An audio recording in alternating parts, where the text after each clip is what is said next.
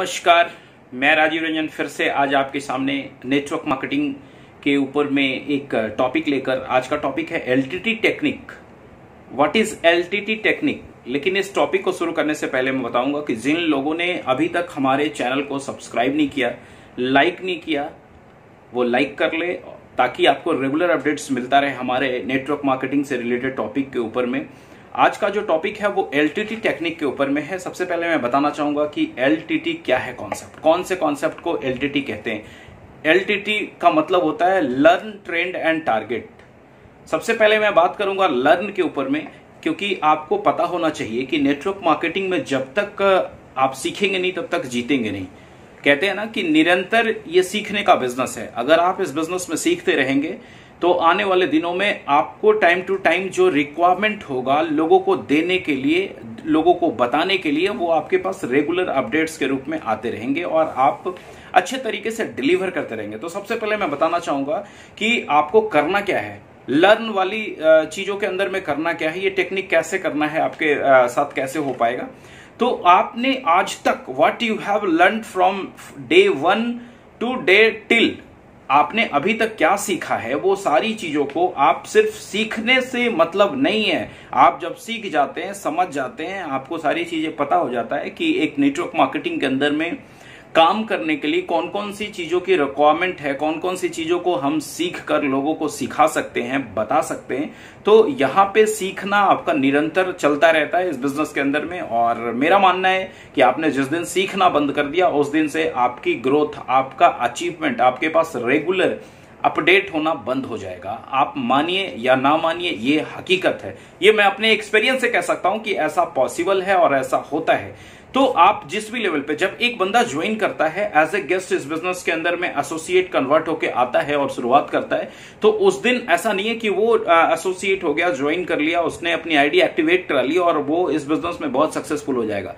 नहीं, उसके लिए वो बंदा डे 1 से सीखना शुरू करता है। सबसे पहले उसे सिखाई जाती है कि आप इस बिजनेस को समझते क्या है, क्या ये बिजनेस है। आपको सबसे पहले ये जानकारी आपको होनी चाहिए कि ये बिजनेस जो आप कर रहे हैं इसका क्या इंपॉर्टेंस है, क्या भविष्य है, क्या विजन है, क्या मिशन है इस बिजनेस का, जिस बिजनेस को आप शुरुआत करने जा रहे हैं। ये हर एक वो इंसान को पता होना चाहिए।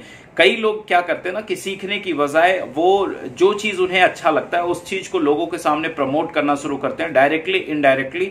और उन्हें ये नहीं पता होता कि शायद ये मैं प्रमोट तो कर रहा हूं लेकिन इसका रिजल्ट क्या आएगा।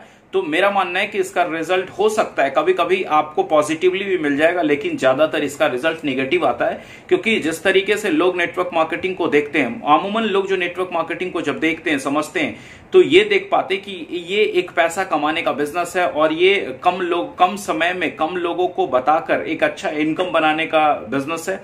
और शायद वही चीज समझ पाते हैं, जिसकी वजह से होता क्या है कि जब वो किसी को डिलीवर कर रहे होते, जब किसी को बता रहे होते, तो वो बंदा सामने वाला 100% नहीं ले पा रहा होता। क्योंकि आपको पता है कि आपका सोचने का, आपका समझने का तरीका दूसरों से सेम नहीं हो सकता। तो इसलिए आपने जो चीज को देखकर समझ लिए, शायद वही चीज को देखकर दूसरा बंदा नहीं समझ सकता है। तो जरूरत क्या है कि डे 1 से, यहाँ पे बहुत छोटे काम है, बहुत छोटे काम मतलब इन 4-5 पॉइंट्स ऐसे हैं जो अगर आप सीख लेते हैं, थॉरली सीख लेते हैं, तो आने वाले दिनों में क्या होगा कि आपको प्रमोट करने में, आपको बताने में कोई दिक्कत नहीं होगा।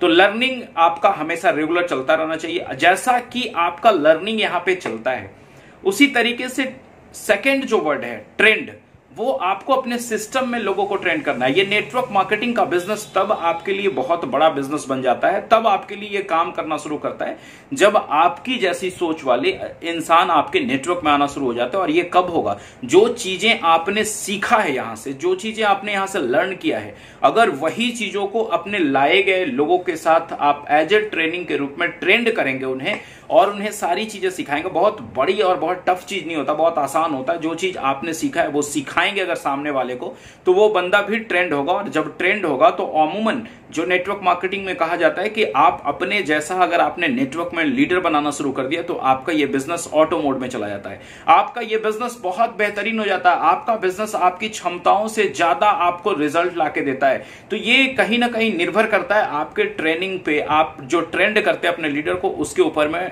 निर्भर करता है। तीसरा जो पॉइंट आता है, जब आपका लीडर ट्रेंड हो जाता है, जब आप सीख लेते हैं, जब 2 पॉइंट कंप्लीट कर लेते हैं, तो तीसरा पॉइंट आता है टारगेट।